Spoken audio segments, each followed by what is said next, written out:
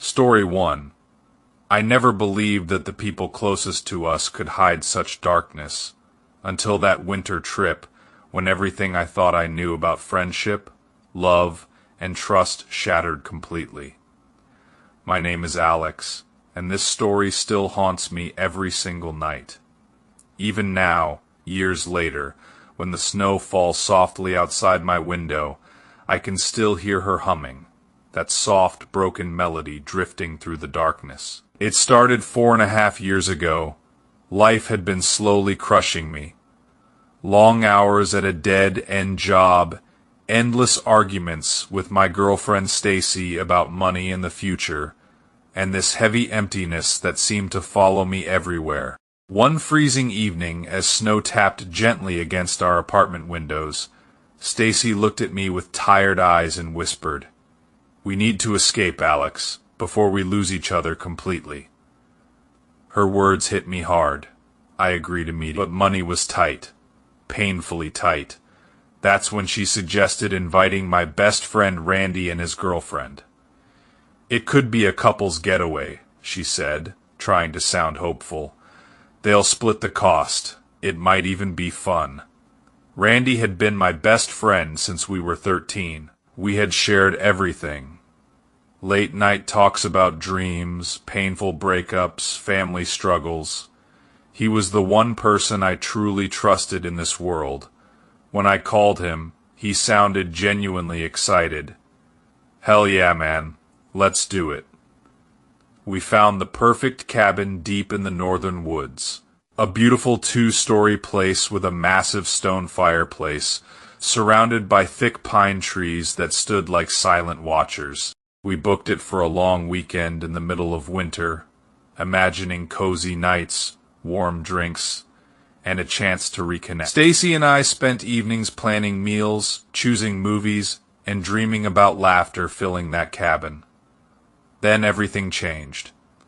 Less than a week before the trip, Randy's girlfriend suddenly broke up with him.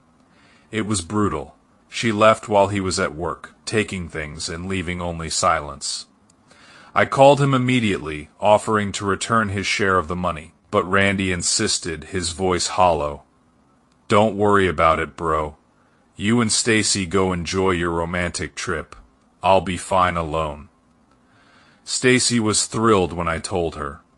For the first time in months, she seemed genuinely happy as we started repacking for just the two of us. But the very next day, Randy called again. His tone had shifted. Too bright, almost forced. "Hey, Alex, I found someone. Her name is Lucy. She wants to come with me. You guys will love her. I promise." I felt immediate discomfort. Stacy outright refused at first. We didn't want a stranger, especially a fresh rebound, turning our much-needed getaway into something awkward. I tried explaining travel compatibility to Randy, how we knew nothing about this woman, but he begged. He offered to pay my entire share. He promised she was quiet and easygoing. After a long, exhausting conversation, I reluctantly agreed. I still regret that decision to this day. The morning we left, snow was falling heavily. We met in the parking lot. Randy introduced Lucy with a nervous smile. She was small, pale-skinned, with long dark hair that partially covered her face, and large, unnaturally still eyes. She barely spoke above a whisper when she said hello. During the long drive through the snow-covered roads, Stacy and I tried everything to include her. We asked about her life, her hobbies, her favorite music. Her answers were short, almost mechanical. By the time we reached the cabin, I realized I had barely heard her real voice. The cabin was breathtaking when we arrived. The wooden beams smelled of fresh pine and aged smoke. The fireplace roared to life as we unpacked, casting warm golden light across the walls, while the wind howled softly outside. For the first few hours, things felt almost normal. We cooked dinner together. The aroma of pasta and herbs filled the air. Randy seemed more relaxed than I had seen him in weeks. Then Stacy suggested we play Uno. We gathered around the old wooden table, cards in hand, the fire crackling gently in the background. The room felt warm. Safe. Stacy played her card and smiled. Uno. That single word changed everything. Lucy's head snapped up so fast it startled me. Her eyes, which had been soft and distant, suddenly filled with pure rage. "You're cheating," she hissed. Her voice was no longer quiet. It was sharp, venomous, cutting through the warm air like ice. "There's no way you only have one card left. You've been cheating this whole time." We laughed at first, thinking it was some strange joke. But Lucy didn't stop, her face twisted with fury as she slammed her cards down. She screamed at Stacy, accusing her of every dirty trick imaginable. The outburst was so disproportionate, so unhinged for a simple card game with people she barely knew. Stacy tried defending herself, voice shaking. Randy reached out to calm Lucy, but she yanked away violently and stormed upstairs, slamming the bedroom door so hard the entire cabin seemed to tremble. The silence that followed was suffocating. Randy apologized again and again, his face burning with embarrassment. We tried laughing it off, but something in the air had shifted. That night, as Stacy and I lay in bed, I couldn't shake the image of Lucy's enraged eyes. Around 2 a.m, Stacy shook me awake. Her hand was freezing. "Listen," she whispered. I held my breath. From the far end of the cabin came muffled voices. Randy and Lucy were arguing, not normal couple fighting. Their tones were low, vicious, filled with real hatred. I couldn't make out the words, but the venom in Lucy's voice made my skin crawl. We lay there for nearly an hour, hearts pounding, listening to the rise and fall of their bitter exchange until it finally fell silent. The next day Lucy acted completely normal. She made breakfast with a sweet smile, her voice back to that soft whisper. But I noticed how she watched us, especially Stacy. Her gaze lingered too long, too intensely. Randy seemed distant, staring into the fire for long periods, lost in thought. That second night was when true fear began creeping in. I woke suddenly to a presence in our room. My eyes flew open. Randy was standing right beside our bed, silhouetted against the faint moonlight. His face was deathly pale. "Alex," he breathed, voice trembling. "Please, can I stay in here tonight? Lock the door." Stacy woke up too. We sat up in the darkness as Randy whispered his horrifying story. He had woken to find Lucy standing motionless at the foot of their bed, just staring down at him with those wide, unblinking eyes. When he asked what she was doing, she simply shrugged and replied in a flat, empty voice, "Watching you sleep, just in case." Then she left the room. On her side of the bed, Randy discovered a large kitchen knife lying there, blade glinting coldly in the moonlight. He crept downstairs searching for her and found Lucy in the living room, humming softly to herself while moving in strange, dreamlike dancing steps through the shadows. When a floorboard creaked under his foot, she stopped instantly. She turned slowly toward him and whispered in an ominous tone that didn't sound entirely human. "I see you." We sat huddled together under the blankets, barely breathing. The wind howled outside, snow tapped relentlessly against the windows. We could still hear Lucy moving downstairs, that eerie humming drifting through the cabin like a warning. Then came the sound of the front door slamming shut. Randy looked out the window. Lucy was walking barefoot into the freezing forest, wearing only a thin t-shirt and shorts, disappearing between the dark trees. The knife was gone from the bed. Stacy wanted to go after her. I had never seen Randy so terrified in all the years I had known him. While we argued in urgent whispers, the front door opened and closed again. Footsteps, humming. She had returned. We stayed locked in that room the entire night, eyes wide open, listening to every single creak, every gust of wind, every faint footstep.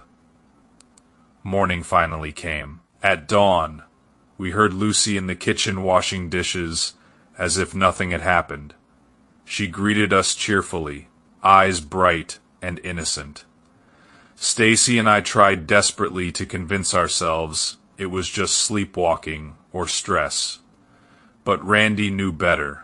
He was breaking. Later that morning, while Lucy and Stacy were cleaning, Randy texted me urgently. "Come to my room now, don't tell anyone." I went. He showed me Lucy's bag. When he moved it, the same large knife fell out. Randy's hands were shaking uncontrollably. The fear in his eyes was something I will never forget. The drive home was pure tension. No one spoke. Lucy sat quietly in the back, occasionally humming that same haunting tune under her breath. I watched her constantly in the rearview mirror, my heart never slowing down. We dropped them off and tried to move on. Randy ghosted her completely. Stacy searched for Lucy online for months, but found nothing. No records, no social media. It was like she had never existed. But the real horror came 2 weeks later. I found a small folded note that had fallen from Randy's jacket pocket during the trip. In Lucy's handwriting it read, "Alex still doesn't remember me, does he? Tell him I'm still waiting for what he owes me." I felt ice flood my veins. I had never met Lucy before that weekend. That night I confronted Randy. After many drinks and long silence, he finally broke down and told me the truth. When we were 19, there was a girl named Lucia, quiet, pale, and tense. At a party one night, things got ugly. I said cruel, unforgivable things to her while drunk. She left crying. 2 months later, she took her own life. Randy had never told me her full name, but everyone who knew her called her Lucy. The woman we brought to the cabin wasn't a rebound. She wasn't even alive in the way we understood. She had come back for both of us. But especially for me, the knife was never meant for Randy. It was waiting for the perfect moment when I was alone. To this day, when winter returns, and the snow falls quietly, I sometimes wake up to soft humming outside my bedroom door, and I wonder if she is still waiting, patient, watching. Story 2. I've spent most of my life running away from people, only to discover that the most terrifying thing waiting for me in the silence was myself. My name is Victor, and what happened that night in the remote cabin still follows me like a shadow I can never outrun. Even now, years later, when the clock strikes 11 and the house grows quiet, I sometimes hear those 3 slow knocks on my door. It was the height of my extreme introversion phase. Anxiety had wrapped itself around me so tightly that normal human interaction felt like drowning. I would go to great lengths just to be alone. That particular weekend, I found a listing for a cabin buried deep in the northern pine forests, 2 hours from civilization. No neighbors, no signal. Just me and the silence I craved so desperately. The drive up was peaceful at first. Snow had begun falling lightly, coating the world in soft white. When I finally arrived at the cabin as the sun dipped below the trees, a strange calm washed over me. The wooden structure smelled of aged pine and faint smoke from previous fires. I unpacked slowly, savoring every moment. I made a simple dinner, lit the fireplace, and read my book until my eyes grew heavy. That first night I slept deeply, wrapped in the kind of silence that felt like a warm, protective blanket. The next morning was beautiful. Golden sunlight filtered through the tall pines, casting long blue shadows across the fresh snow. I decided to take a long hike. Being outside in nature had always been my escape. The cold air in my lungs usually made me feel alive, but that day something felt off. For the first hour, everything was perfect. My boots crunched softly on the snow. Birds called occasionally in the distance. Then I started hearing it. The sound of twigs snapping behind me. Not random forest noises. These were deliberate, measured. Like footsteps carefully matching my pace. Every time I stopped and turned around, scanning the endless sea of white trees, there was nothing. Only silence and my own accelerating heartbeat. I tried to shake it off. I told myself I was being irrational again, but the feeling grew heavier with every step. That prickling sensation on the back of my neck.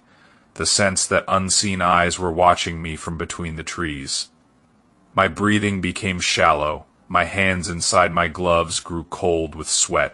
After another 20 minutes of increasing paranoia, I cut the hike short and hurried back to the cabin, constantly glancing over my shoulder. By evening, the anxiety had settled deep into my bones. I felt sad, empty, overwhelmed. So I did something I rarely allowed myself. I poured a glass of whiskey. Then another. The warmth slowly spread through my chest, loosening the tight knot of fear. I put on some soft music, dimmed the lights, and tried to lose myself in the moment. For a while, it worked. Then, at exactly 11:07 p.m., it began. A single firm knock echoed through the cabin. I froze. The music was still playing softly. I turned it off and sat perfectly still. Listening, the wind whispered through the trees outside. Then it came again. 3 slow, deliberate knocks on the heavy wooden front door. My heart started hammering against my ribs. I walked cautiously to the door. It had 2 small rectangular windows at eye level. I peered out into the pitch blackness. At first, nothing.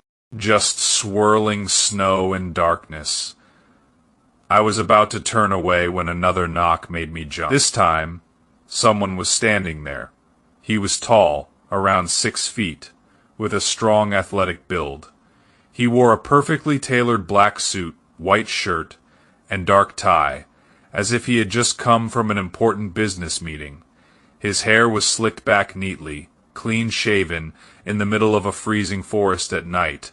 He looked completely unnaturally out of place. I kept the door locked and spoke through the wood, my voice tighter than I wanted. "Are you okay? What do you need?" There was a long, unnatural pause, like he was processing my words slowly in his mind. When he finally answered, his voice was calm, completely flat, devoid of any human emotion. "I was driving with my girlfriend earlier this evening. We got separated. I've been walking for hours looking for her. I'm lost. Can I please come inside to call for help?" Something about his tone made my stomach twist. There was no panic, no fear, no desperation, just empty calmness. I told him to stay back from the door and that I would call the police for him. He paused again, turning his head slowly to look into the dark woods behind him. "I really need to come inside," he said in that same dead voice. "There's something out here with me. If I don't get inside soon, I'm going to be in serious trouble." My pulse was racing now. Cold sweat ran down my back despite the freezing temperature. I repeated that I was calling for help, and he should wait at the end of the driveway. As I stepped away to grab my phone, his voice rose slightly, still eerily calm. "I need to hide, Victor. Please let me inside. I need to hide right now." I froze mid-step. He had spoken my name, my real name. I had never opened the door. I had never told him anything. I rushed back to the window. He was standing with his face pressed right against the glass, only inches from mine. His dark eyes stared straight into me. A small, calm smile slowly spread across his lips. Then he laughed, a low, genuine laugh that was the first real emotion he had shown all night. "Come on, Victor," he whispered. "Just open the door already." I stumbled backward, nearly falling over. My hands shook violently as I dialed 911. I told the operator everything in a panicked rush. When I hung up and looked back outside, he was gone, completely vanished into the night. For the next 15 agonizing minutes, I stood at that window, barely breathing, staring into the darkness. Every shadow looked like him.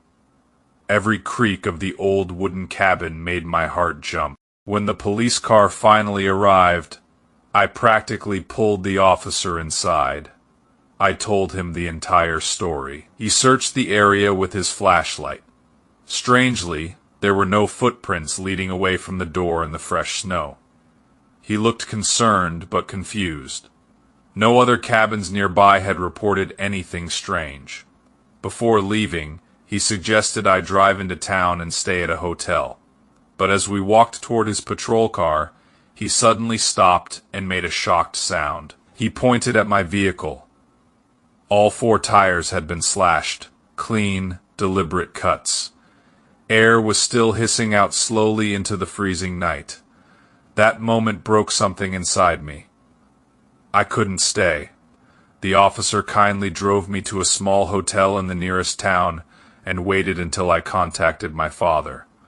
I barely slept that night. Every time I closed my eyes, I saw that calm face pressed against the glass, whispering my name. The next morning, my father helped me handle the car. The cabin owner apologized repeatedly, but I never returned there again.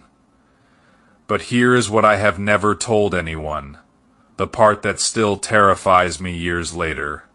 3 months after that night, while cleaning out old boxes in my apartment, I found a photo album from when I was 16. There was a picture of me at a formal school event.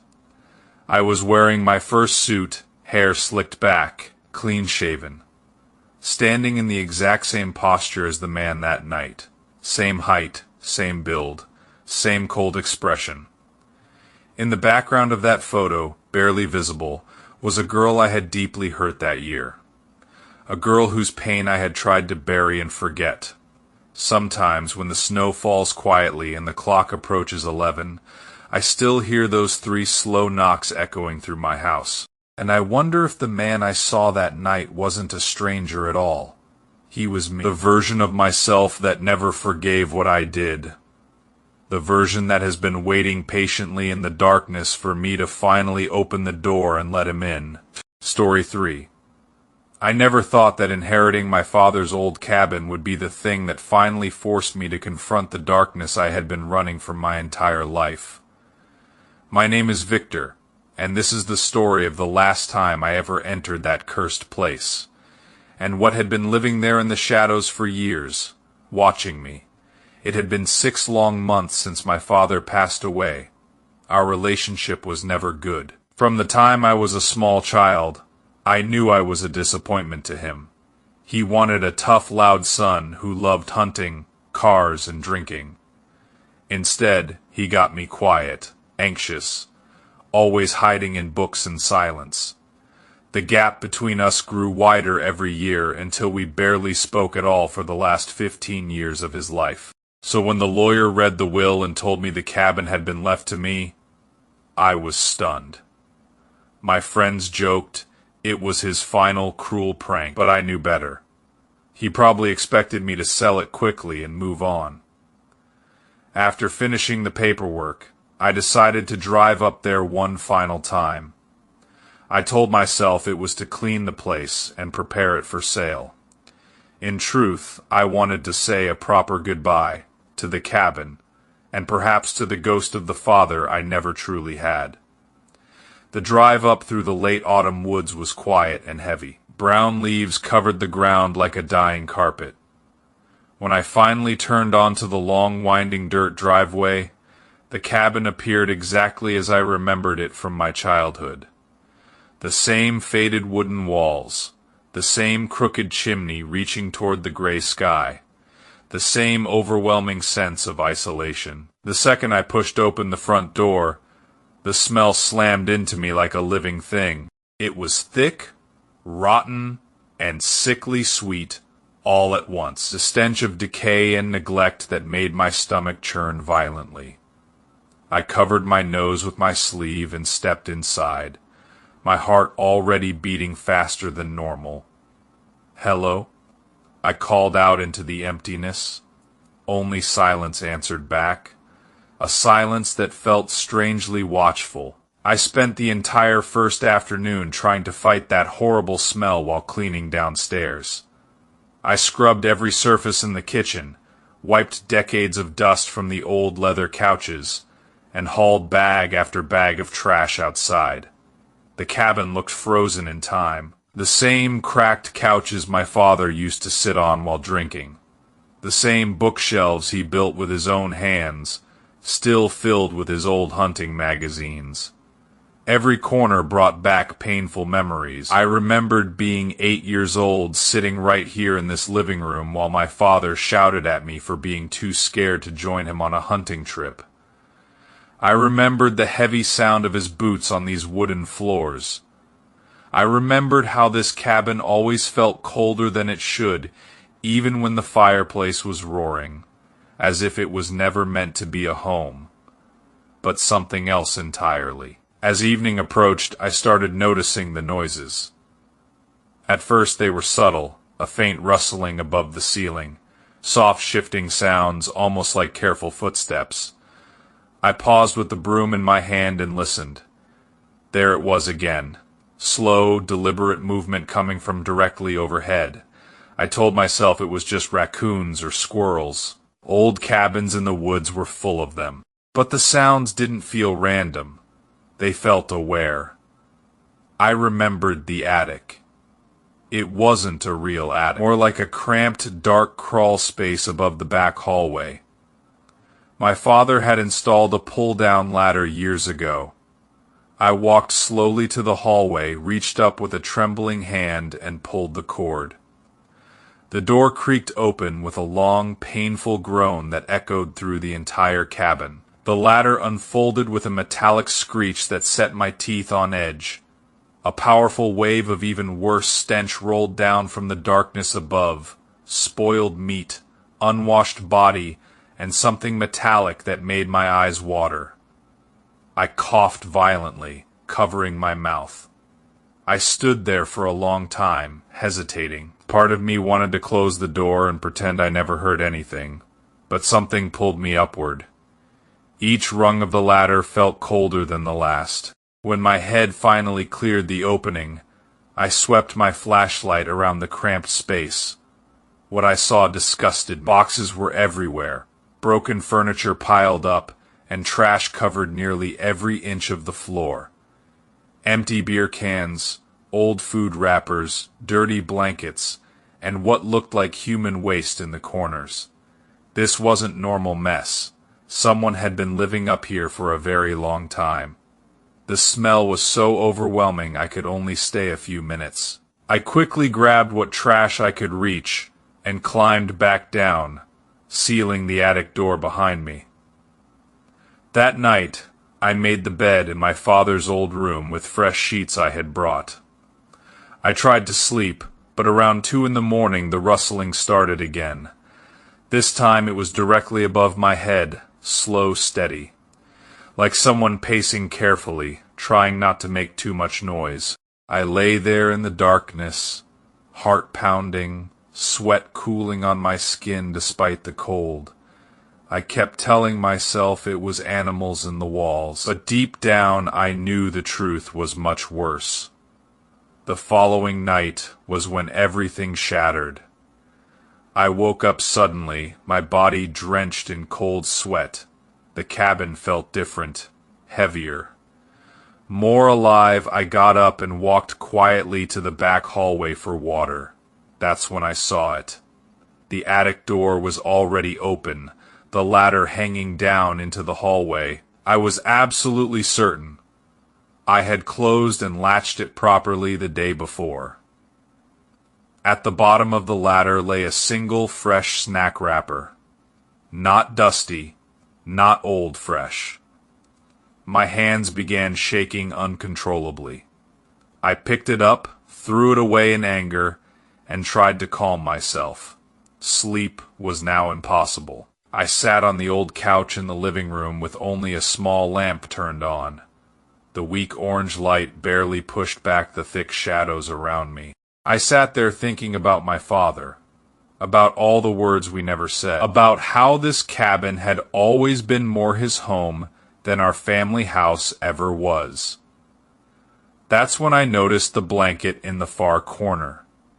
It was draped over something large next to the old recliner. I didn't remember seeing it during my cleaning earlier. I stood up slowly, the floor creaking loudly under my weight. As I approached, I saw it clearly, the dirty bottom of a worn boot sticking out from underneath the blanket. I stopped breathing. The blanket moved, slowly rising and falling. Someone was breathing underneath it. A full-grown person had been hiding there the entire time, watching me while I cleaned, listening to every word I muttered to myself. I stood frozen, staring at the rhythmic movement of the blanket. The shape was unmistakable. This wasn't an animal. This was a human being who had been living in the filth of my father's attic for God knows how long, maybe even years. I backed away as quietly as I could, my mind racing with terror. How long had he been here? Had he been here while my father was still alive? Had he listened to all our fights when I was a child? I grabbed my keys and phone and ran for the door. As I backed my car frantically down the long driveway, I looked back at the cabin. The front door burst open. A thin, mangy man with wild hair and a long, dirty beard stumbled out into the cold. He didn't chase the car. He simply stood there, staring at me with hollow, empty eyes. And then he smiled. A slow, knowing smile that chilled me to my core. I called the police immediately. They searched the cabin thoroughly, but found no one. The man had vanished back into the woods or the walls. They believed he had been squatting there for at least a year, using the attic as shelter while my father was away.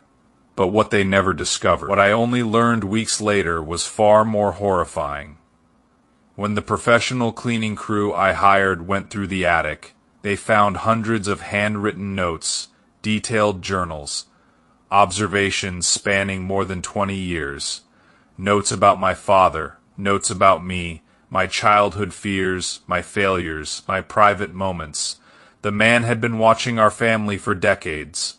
And the most terrifying discovery of all, many of the later notes were written in my father's own handwriting. The final entry, dated just 2 weeks before my father was declared dead, read, "I can't keep hiding anymore. He knows everything now. Tell Victor I'm sorry, but I never really left." To this day, I wonder if the man under that blanket was truly a stranger, or if it was my father himself, faking his death, living like an animal in his own attic, watching his disappointing son one final time. I sold the cabin as is without ever stepping foot inside again.